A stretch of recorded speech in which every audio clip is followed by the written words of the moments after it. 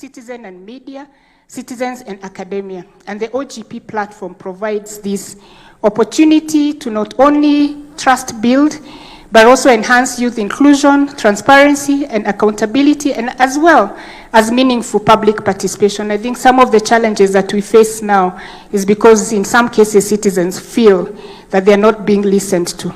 We believe that by ensuring that all voices are on the table, OGP provides that very powerful mechanisms. And so without taking too much time, I'm not going to call upon Mushiri to take us through the 9 commitments. And again, take this opportunity to thank you very much for your support, and to also thank the development partners here present that have made this work possible. Without their support, we wouldn't have done this, and the government support. Thank you very much. Excellency.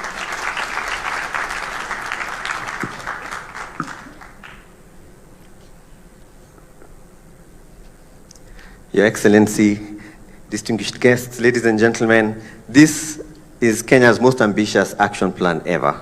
We are looking at a 5th action plan that is as responsive to the realities that we are living in like no other action plan has done before. So your leadership and that of the civil society partners and others who've been part of this, including input from the general public, is to be credited for this document.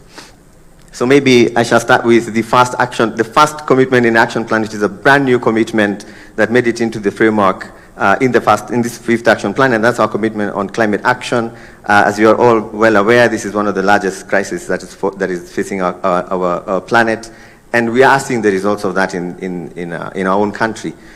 So promoting participatory development and enhancing transparent monitoring of conservation interventions, making sure that the data and the technologies that are being used are responsive, is a big part of this commitment on climate action. The next commitment is on digital governance. Your Excellency, this administration has been very ambitious in rolling out digital services. We now have thousands of digital services rolled out by national government agencies as well as county governments. This commitment seeks to put in place the enabling environment to ensure that we have inclusive, secure, trustworthy digital services and that are supported by the right policy environment. And this is also a brand new commitment within the OGP Action Plan framework that the country has been implementing. The third is the Open Data for Development commitment. This is the third time that we are rolling over. It has had some commitments before and some milestones have been achieved. This is led by the Kenya Space Agency, so you have strong support and strong presence from the Department of Defense, which is a new institution within the context of OGP. And we have a lot of commitments there that really strengthen the proactive disclosure of data, especially around budgets, expenditures, GIS information, all of this to support increased accountability and participation and address the issues that we are facing as a country, as Carol mentioned, on bridging that trust deficit. The fourth is on beneficial ownership transparency, and this is an advancement of existing work under your leadership and the leadership of the Business Registration Service, Attorney General's Office. We were able to get to a beneficial ownership legal framework, and this now puts us in a situation where we can advance our ambitions around beneficial ownership so that the ownership of institutions and the people behind the contracts becomes less invisible as part of our efforts to build trust and accountability. Our fifth commitment is on open contracting. Again, this is an advancement of work that has been going on. I'd like to recognize the advancements that have been done already by the National Treasury, the work that is being currently done around the Electronic Government Procurement System, EGP. This commitment brings a global standard on open contracting to the EGP system to make the data more available, more consumable, and also to bring around more stakeholders on the public procurement transparency framework. So this is an important commitment, just as the others are, but it does build on very strong gains that have been made in the recent years. The sixth one is on public participation, legislative and fiscal openness. This is some of it is an existing commitment that we've worked on over the years with the leadership of Mzalendo and the Senate.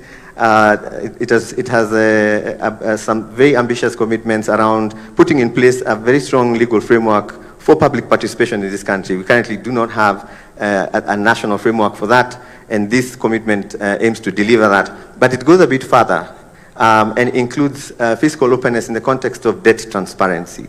So, Your Excellency, this commitment supports your efforts and efforts of this administration to ensure that the conversation on debt and the amount of money that is in play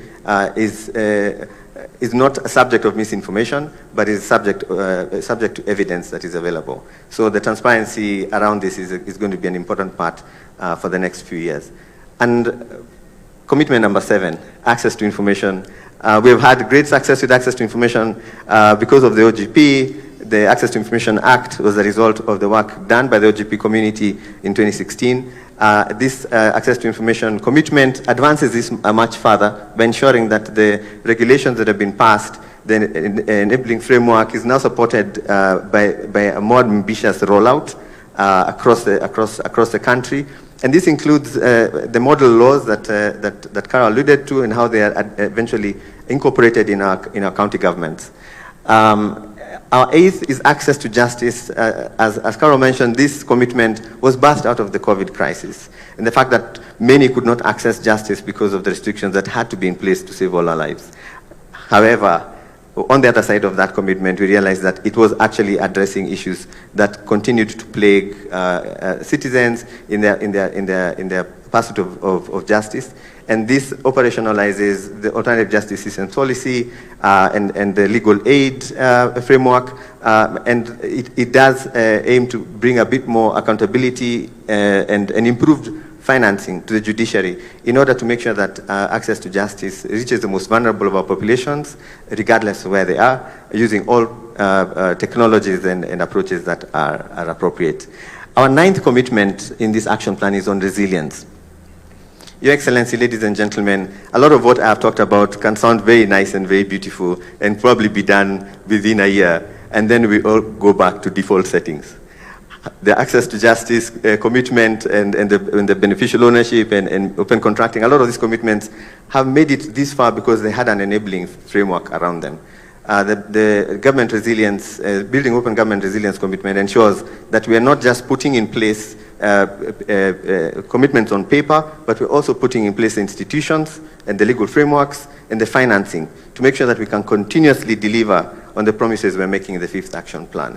Part of this includes the enactment of a framework to put in place a national open government council, and it calls for the gazettement of a number of institutions. And across this 5th Action Plan, you will find that there are a lot of areas where support is needed from the Parliament of Kenya to make sure that we have the right legislation, to make sure that each one of these things can last beyond us all and serve the generations to come. Thank you very much.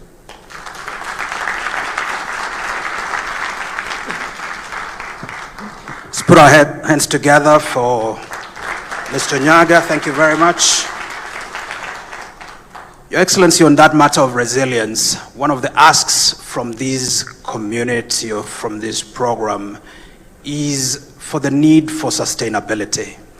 OGP has been run sort of in a fairly ad hoc fashion with no institutional anchorage, and they are requesting, Your Excellency, that you institute a national OGP council that brings together a range of these stakeholders to be able to provide leadership to the process. Your Excellency, it's now my pleasure to invite Ed Burnett, who represents Development Partners. He's the Deputy High Commissioner, United Kingdom. You're welcome.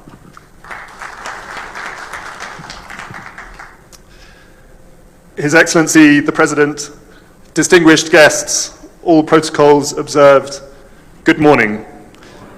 It's a great honor and pleasure to address this gathering today on behalf of the United Kingdom. And congratulations to all on the upcoming launch of Kenya's Open Government Partnership 5th National Action Plan, and on Kenya's co-chairship of the partnership this year. The UK was a founder member of the Open Government Partnership, as we have heard, established in 2011. Open governments are vital to any democracy and ensure citizens are best served by those they elect. The presence of Your Excellency the President, senior members of the Government of Kenya, and the number of partners in this room is testament to the importance and convening power of this partnership. And I can assure you all that the Open Government Partnership has had a really positive impact on the UK government and how it delivers for the people of the UK. To give one example, as a result of the partnership, all new central UK government contracts and tenders worth over £10,000 are placed on a single website, enabling the public to hold government to account for our spending and performance. In Kenya, the UK is delighted to have supported the development of the 5th National Action Plan and today's launch event. It has been fantastic to work with the government and Mzalendo and many others in this room on this important endeavour. As we have heard, much has been achieved already through the previous 4 national action plans, such as the development of Kenya's beneficial ownership register, a vital tool to tackle corruption and illicit finance. And I'm pleased to see further milestones on beneficial ownership in this 5th National Action Plan. It's now time to focus on implementation of those 9 commitments made. And the UK is supporting key milestones on beneficial ownership, open contracting, and public participation. Improving transparency and accountability is a continual process for all countries. Kenya has the advantage of an already vibrant civil society and a flourishing tech sector to support its journey by improving and innovating service delivery, taking on board feedback, and telling a positive and meaningful story of progress. The recent demands by Kenya's young people highlight the importance of trust between government and those they serve. The United Kingdom's relationship with Kenya is one of close friends, based on shared history, shared interests, and a determination to tackle shared challenges. We recognize the shared challenge of making progress on improved transparency and accountability in government, and we look forward to continuing to work with Kenya to implement the National Action Plan. We're going far together. Asante sana, and congratulations.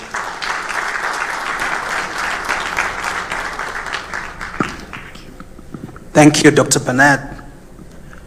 Your Excellency, I'd like to recognize Her Excellency Cristina Diaz Fernandez, the Ambassador of Spain.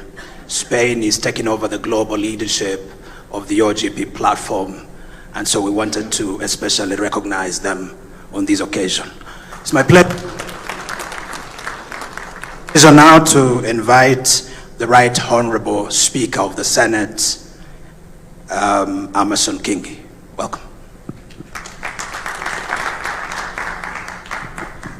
Thank you, Piers. Your Excellency, Dr. William Samoei Ruto, the President of the Republic of Kenya, distinguished participants, ladies and gentlemen, good morning. There's no doubt that the launch of the 5th National Action Plan for the period 2023-2027 marks a commencement of yet another remarkable journey for the transforming service delivery in our country for the benefit of the people of Kenya. This plan represents a crucial step in our country's commitment to transparency, accountability, and citizen engagement. It focuses on key areas such as climate action, digital government, anti-corruption, and civic space, with the aim of fostering a more inclusive, responsive, and resilient government aligned with the Kenya Kwanza Manifesto. It is prudent for us to recall that the predecessor, that is the fourth National Action Plan, sought to institutionalize issues relating to welfare and rights of women, peace and security, through policy and ministries, counties, departments, and government agencies. Under the fourth plan, we boldly confronted climate change impact, violent extremism, gender-based violence, forced migration and human trafficking, and humanitarian disasters with remarkable outcomes. The success in the implementation of the OGP commitment in NAP4 and the continuing interventions provide us with the copybook springboard for implementation of NAP4. Without doubt, therefore, the new plan will enable us to build on the gains and momentum generated through the implementation of the previous national action plans. Your Excellency, allow me to briefly touch on the OGP commitment number 6 and 7, which has just been shown to us, that actually touch on the institution that I do represent, that is the Senate. And OGP commitment number 6 and 7, namely public participation, legislative and physical openness, the plan outlines the major objectives as being to enhance transparency, inclusion, and accountability in the legislative and budget processes, ensuring open and trusting relations between concerned stakeholders. Your Excellency, this commitment is anchored on Article 118 of the Constitution, which declares the Parliament shall facilitate public participation and involvement in the legislative and other businesses in Parliament, in the legislative through its committees and at plenary level. Similarly, Your Excellency, Article 174 of the Constitution, especially on devolution, it advocates for open, democratic, and accountability exercise of power and give the power of self-governance to the people and enhances the participation in the exercise of powers of the state and in making decisions that affect them. Now, to give life to these edicts of the Constitution, Parliament has enacted laws and approved policies and guidelines that have elevated the role of the citizen in decision-making and opened government processes and decisions to intense scrutiny. As the chaperone of devolution and Article 96 of the Constitution, the Senate has relentlessly mainstreamed transparency, inclusivity, and accountability in the legislative oversight and budget processes. Members of Parliament and senators working through plenary and House committees have remained diligent in holding county governments and national government and the leadership to account as they discharge their mandates. Your Excellency, one of the pieces of legislation that is extremely key in this regard, especially touching on OGP, on NAP 6 and 7, is public participation. The judiciary, through our courts, have pronounced themselves on this particular issue. The Senate has harvested quite a number of views from the judiciary, from other stakeholders, and through that, the Senate has managed to formulate a piece of legislation called the Public Participation Bill. That bill has gone through all the stages in Parliament. It is now at the second stage in the National Assembly. And I believe that piece of legislation, one passed and assented to by the President, will put to rest the issue of public participation. Your Excellency, if you will recall, 95% of the cases against government that are lying in the judiciary are all about public participation. That the citizens were not given enough time, that the stakeholders were not given ample time to make their case or to contribute to what government intended to do, whether through policy or through law. And I believe, therefore, that once that piece of legislation is passed, we will see very minimal, if any, cases being taken to the judiciary. Again, under OGP NAP number 7, that is access to information, Your Excellency. I'll give you a very practical experience why it is important for us as government to run away with these commitments that have been given here, the 9 commitments, especially on the access to information. Yesterday, Your Excellency, I was flying from Mombasa to Nairobi at 3:45. And as I was waiting for the delayed flight, of course, because of the strike, I had the opportunity to engage with KAA staff.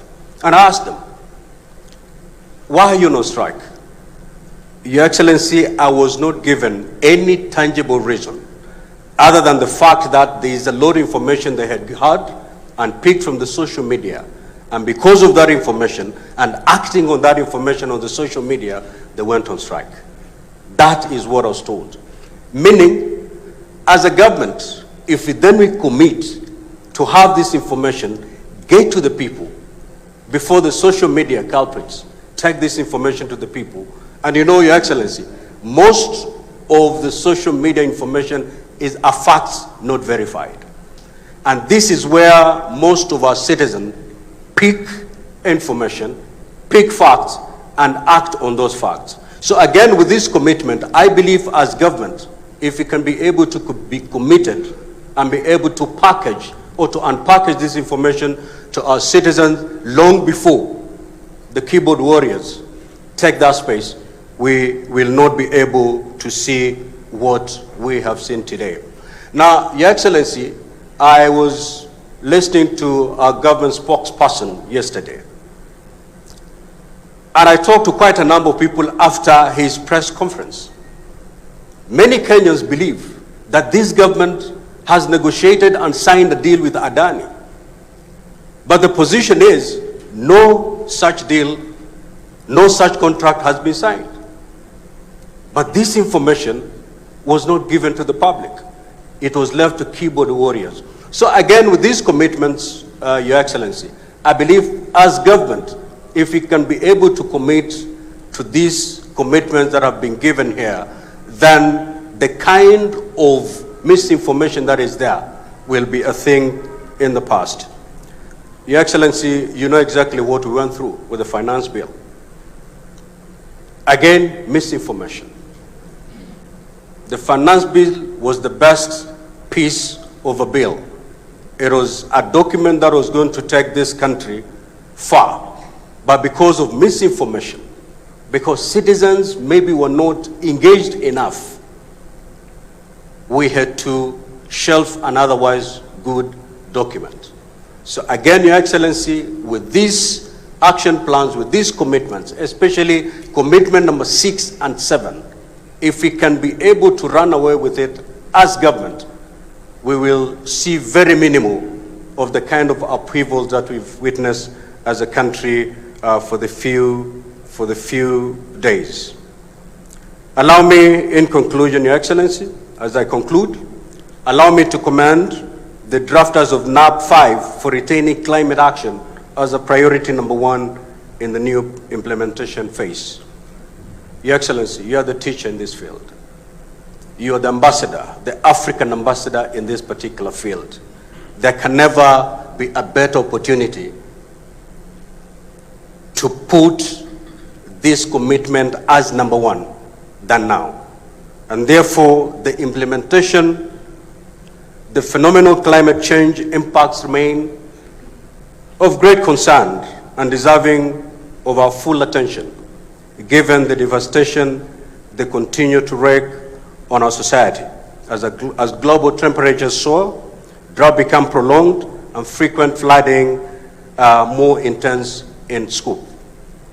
Your Excellency, I sat listening to you during the climate summit, the African Climate Summit, and there's no better person who can put this case in a more compelling manner than you, Your Excellency. And therefore, I believe that having this as commitment number one gives you that relevance as we engage Africa to make sure that Africa takes this particular commitment with the seriousness it deserves. Your Excellency, let me leave it there. And therefore, with these few remarks, Your Excellency, ladies and gentlemen, I want to thank you most sincerely for giving the Senate to share some thoughts with you in this journey. And I want to believe that if all of us present here commit to the implementation of these 9 commitments next year, or the second phase as we sit here to review the implementation of the 9 commitments that have been given today, if all of us purpose to walk the journey, then we'll make not just Kenya a better place, but this continent and the world at large. I thank you. Let's put our hands together for the Right Honorable Speaker of the Senate. Thank you very much. Well, we are now at that pivotal moment. I want to invite Aidan Eyakuze, who will engage His Excellency the President of the Republic of Kenya on a conversation around what's famously known as a fireside chat. While the stage is being set, Your Excellency, I want to acknowledge the representative of the National Assembly in the person of Honorable Beatrice Elachi. I also, Your Excellency, want to humbly recognize the representative of our judiciary in the person of Justice Sergon. Thank you very much. I thank you. It's my pleasure now to invite Aidan Eyakuze. Aidan is a board member of the Open Government Partnership International Board, and he's also a very distinguished actor within civil society. Welcome, Aidan. Thank you. Thank you. Thank you. I think I'm mic'd up. Mr. President, would you like to come on the stage with me? It's good to meet you. I bring greetings from Tanzania. Thank you very much. Welcome to Kenya. Thank you. Please.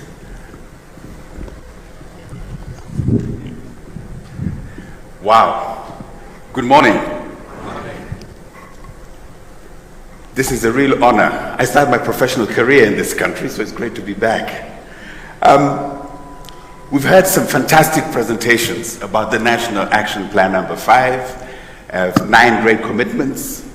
What they didn't tell you, my friends, Caroline and Mushiri, is this is really hard work.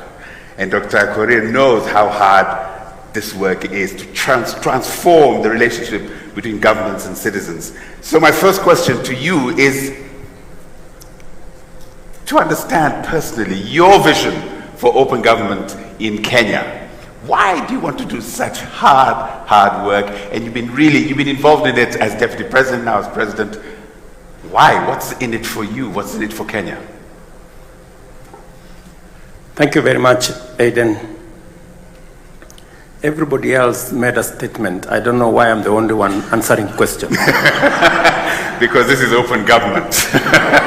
No prepared statements. Well, let me just, maybe by way of contextualizing why we are here, is that, as you have heard, the Open Government Partnership Framework was conceptualized in 2011. Kenya became a member in 2012. We were among the first countries to join this framework because of our belief in openness and running an open government. When I came into office as Deputy President, I took it up as one of the deliverables of the administration that we were running.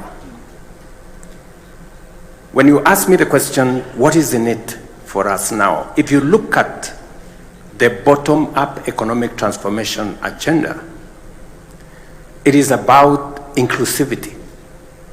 It is about people who traditionally have not been in the equation. And that is why we're saying the millions at the bottom of the pyramid, who sometimes, most times, are left behind, must this time round be in the frame, be in the equation. And therefore, inclusivity brings an element of openness. And it is the reason why, as an administration, we want to push forward with the Open Government Partnership, because it speaks to all the tenets that we believe in. It speaks to the issues of digitalization. It's the reason why we are digitizing now 17,000 government services to democratize government information, availability of government information to citizens. And we believe that open government enhances transparency, enhances accountability, and empowers citizens to be able to make decisions. Those three things are very important. Transparency improves trust in government. Accountability makes sure that resources meant for public good is not spent on other things. And number three, bringing citizens into the equation gives them the power to make decisions and to inform government policy. Let me take you up on one of the things that you're mentioning there. Sometimes open government and what you just described can feel very distant to the ordinary Kenyan citizen. Can feel very abstract. One of the steering committee members a few years ago said, from Nigeria, said, how do you make open government put a chicken in every pot? How do you make open government real for people so that they can feel that their lives are actually improving from this approach to government? So maybe my specific question is, please share with us some really specific measures that your administration is taking and will take to strengthen economic governance and to ensure transparency and accountability in the management of public resources and public debt. What are the specific measures you're doing for that? I have made a commitment, and you've heard the Speaker of Senate say, we did agree that public participation is not a sterile provision of the Constitution. It must amount to something. And it is the reason why we've been grappling as a nation, how do we actualize public participation? We have now working on legislation, as you've heard. In a couple of months, we should now have a framework that contextualizes, creates a framework for citizens to meaningfully participate in enacting policy, enacting legislation, and every act of government that requires the public to participate in. That is number one. Number two, we have now work at the Attorney General's office, and I want to ask the civil society who are present here to work with the Attorney General as we improve three pieces of legislation. Number one, improve legislation on Evidence Act so that we can deal with matters corruption in the shortest time possible. Improve legislation on e-procurement and make government procurement open, including making sure that it is in the public domain which contracts have been awarded, for how much money, to which companies. And so that the public can judge for themselves whether they are getting value for money or they are being taken for a ride. I have made that commitment. The work is in the Attorney General's office. I welcome Zalendo. I welcome all the other civil society groups to participate in bringing this legislation to the fore. And I'm very happy with this framework because the civil society that is present here would have chosen to come here with vuvuzela and placards. But they have chosen. Sometimes they might still have to do that. but they've come here to say, okay, what are the challenges that we have? How do we meaningfully contribute, institutionalize the solutions rather than ponder on the problems, on the challenges? How do we institutionalize solutions? How do we bring legislation? How do we create institutions? How do we put a policy framework in place? And you have said yourself, it's easy to pontificate about the challenges we have. Yeah. It is difficult to frame the solutions. I am very happy with open government partnership. It gives us an opportunity with the judiciary, with the legislature, with the executive, with civil society, with the private sector to figure out how we solve problems together. And this is why I believe in this framework. Some of your, okay, I won't mention names, might think you're a heretic to be so welcoming of civil society and private sector in government and in governance. Let's shift a little bit. 4 of the 9 commitments have a tech element to them. So let's talk about, and Kenya really is a leader in the region, maybe in the continent, on matters technological. So, but tech also has, as was mentioned here, some real challenges, and misinformation was mentioned by the Speaker of the Senate. It also creates great opportunities to create wealth. So how is your administration harnessing these tech-driven opportunities? And how do you plan to balance those opportunities and grabbing them with mitigating the risks that come with technology, as was outlined? I agree with you 100%. Technology all the way to artificial intelligence gives us great opportunities, but also has a good measure of challenges. And I will give you 2 examples how we are taking advantage of technology. Number 1, we rolled out the Hustler Fund. 12 billion shillings in it already.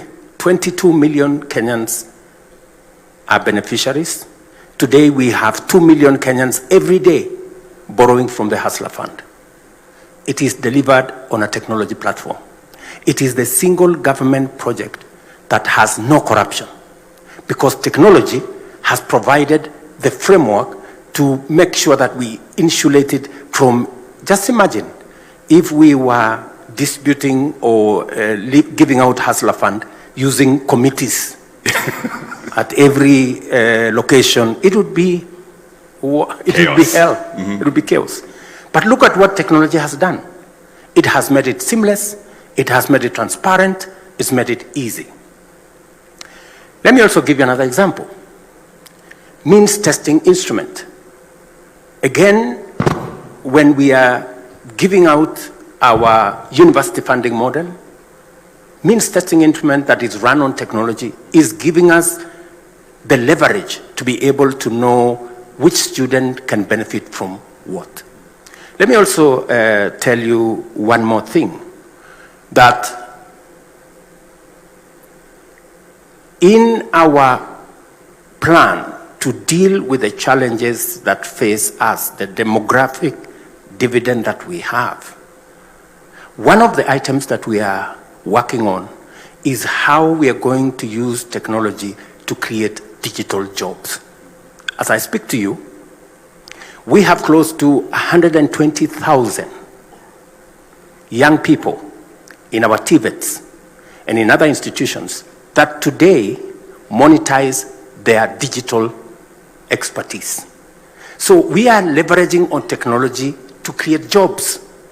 Tomorrow, I will be signing an agreement with President Scholz in Germany, again, to leverage on technology to access opportunities for Kenyans to work in Germany physically or to work in Germany through a digital platform.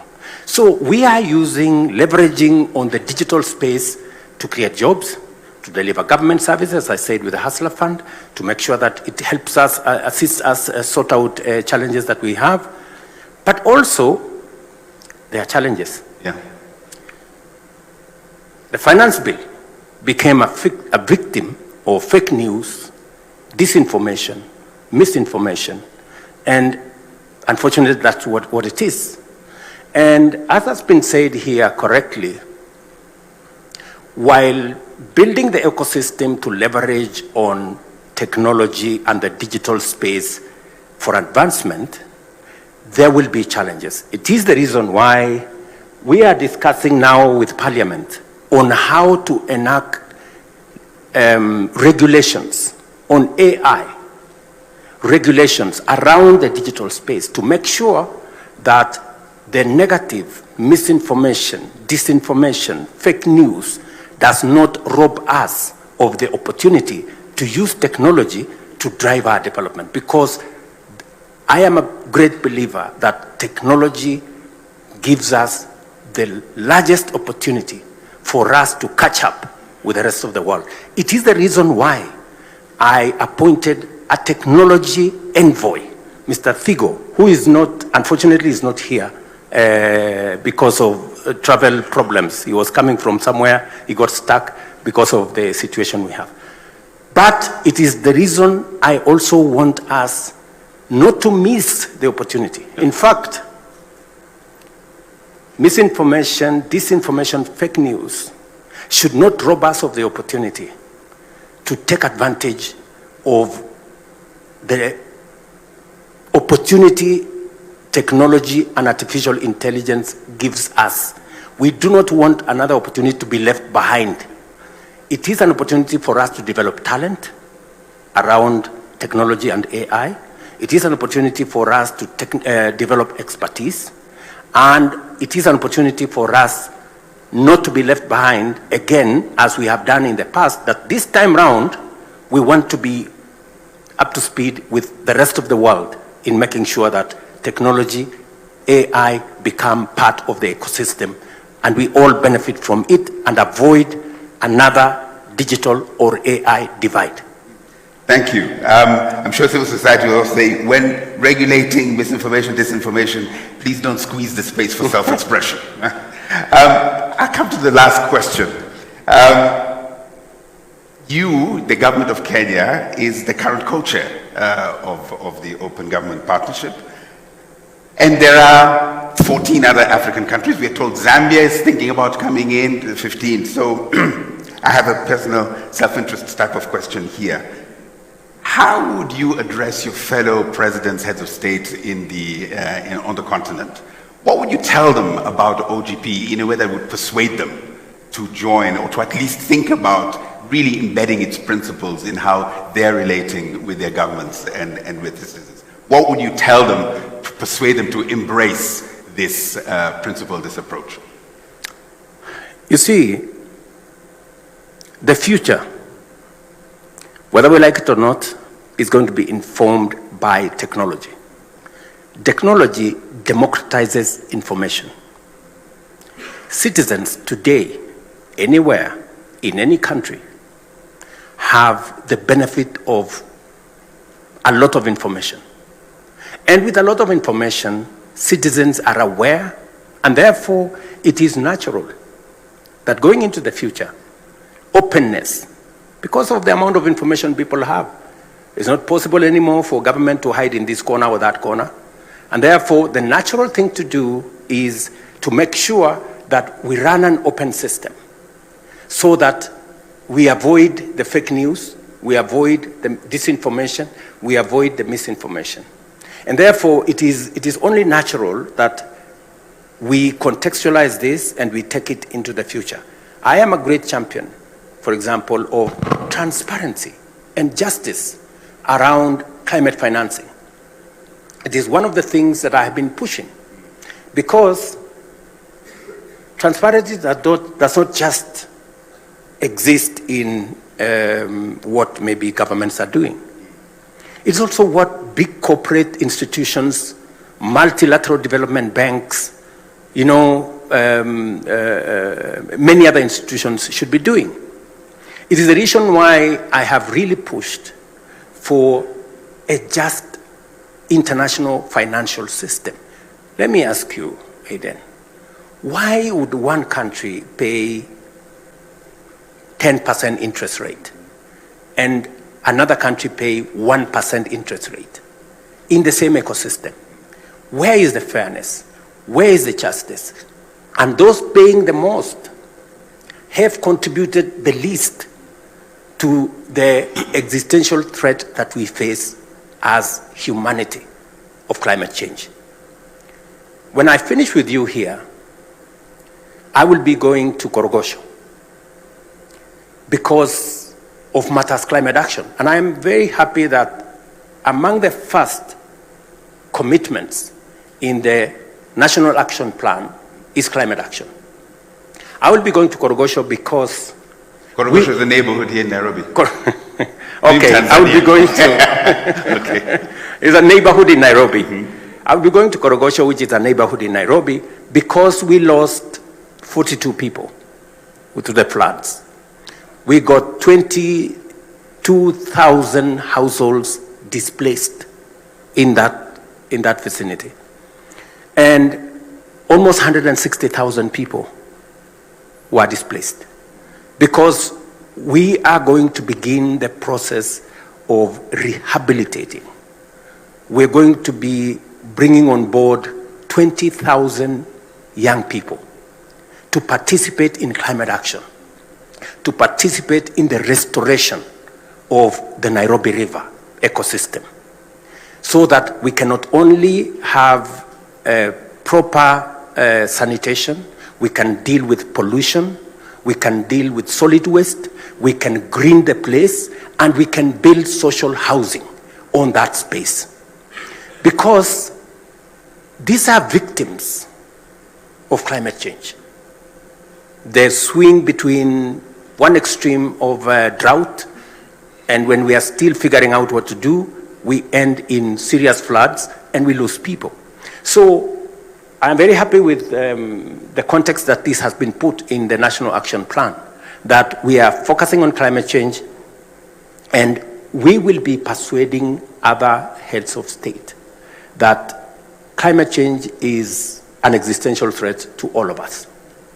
It is time we used open government to create the necessary transparency in the international financial system, the necessary accountability by us as nations to make sure that we are accountable for the resources that are made available to us by citizens or by the international community.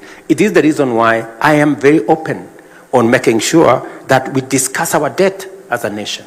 I do not want it to be shrouded in mystery, because it is not mystery, because Kenyans will pay, and it's good that we know, should we be contracting more debt, and for what purpose?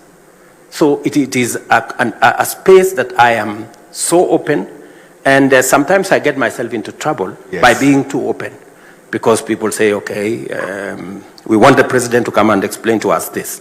I go explain. Then the next group, we want the president to come and explain. So I keep explaining.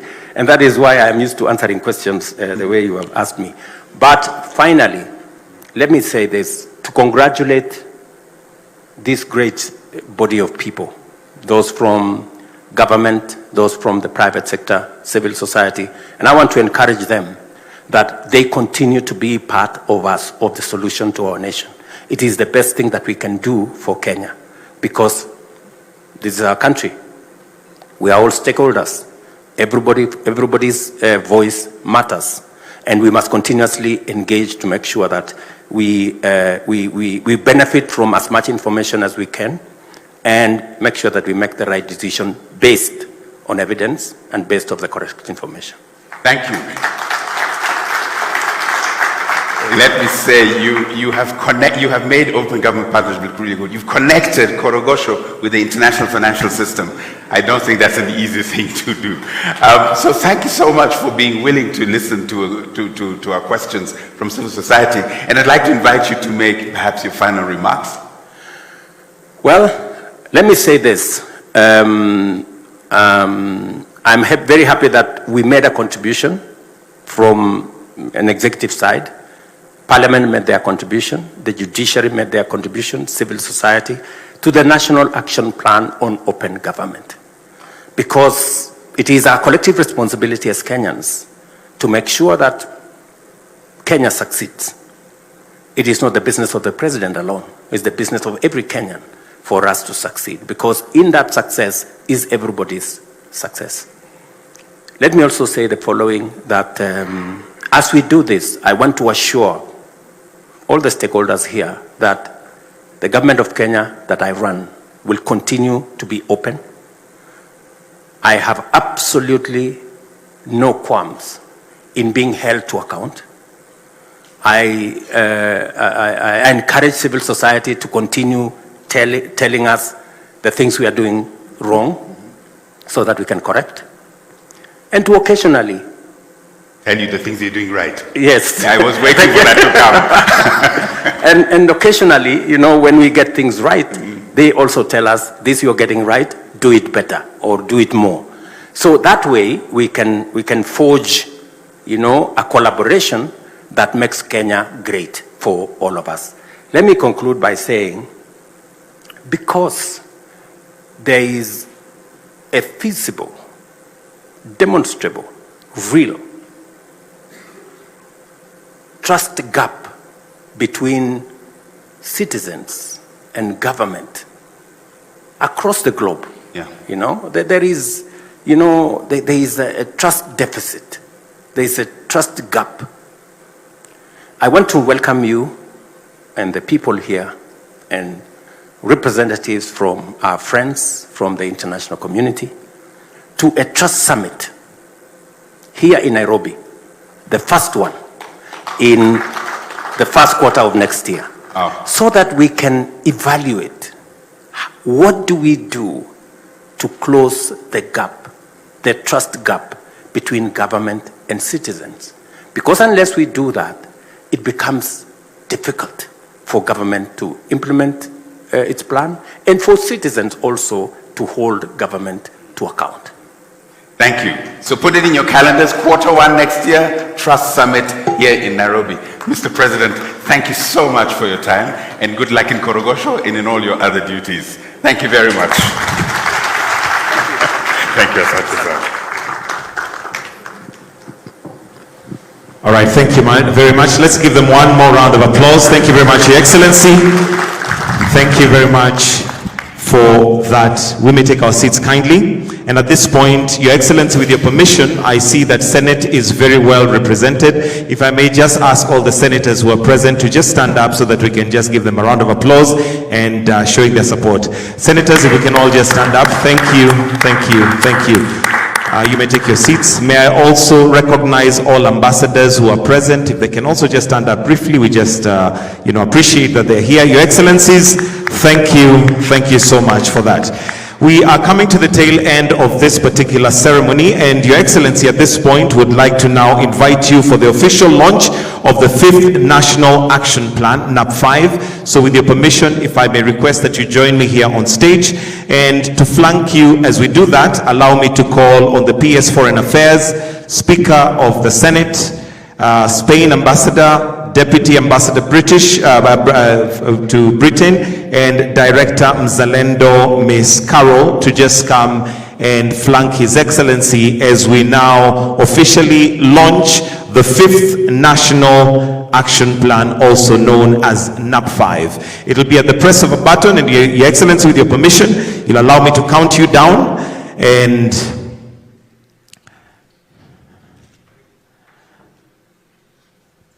if we may, yes, if we can have a few, maybe come this way, yes, so that it's balanced. PS, if you can come this way kindly, to this side, yes. So at the count of 5, we shall then just count it down. Sorry, the book is on that side, so may I request that we come to this side facing that side. Sorry about that. The book is right there so that we see what we are launching. So in 5, 4, 3, 2, Your Excellency, you may press the buzzer. And that is the official launch of the 5th National Action Plan, NAP 5.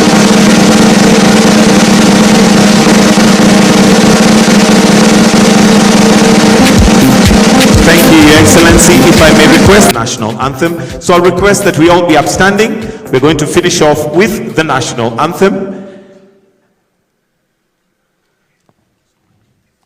The Kenyan national anthem.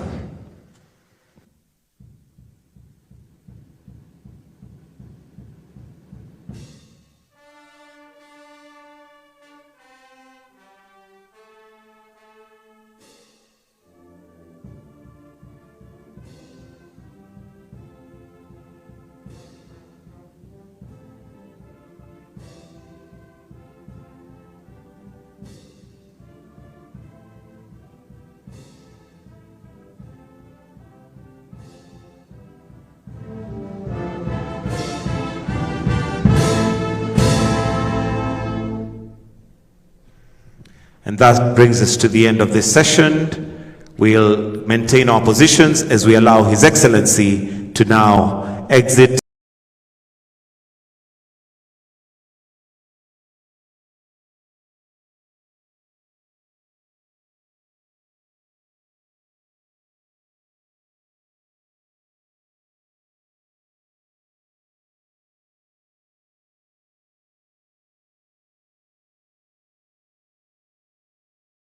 At his own pleasure.